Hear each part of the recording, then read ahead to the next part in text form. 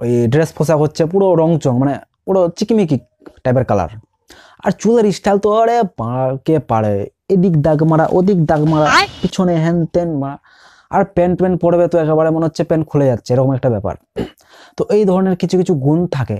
আর আরেকটা মানে সবচেয়ে বেস্ট গুণ হচ্ছে যে ছাপড়ি ছেলে না প্রিন্স হয়। কিন্তু ছাপড়ি ছেলেদের তুমি ফেসবুকে বায়োডাটা চেক করবে, ফেসবুকে প্রিন্স লেখে বায়োতে, প্রিন্স, বাপরে বাড়া, প্রিন্স, কিং, স্টাইলিশ, বাহ দারুণ, অ্যাটিটিউড বয়, স্মার্টনেস বয়, সাকলন্ডা।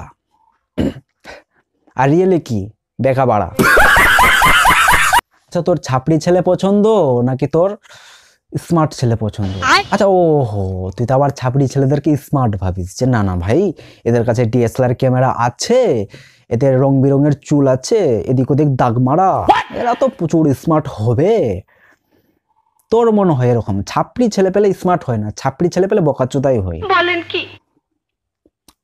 বকাচোদা না হলে কই ফেসবুকের বায়োতে প্রিন্স, কিং, অ্যাটিটিউড বয়, স্মার্ট বয়, লুকিং বয় এগুলো লাগিয়ে রাখে কেউ?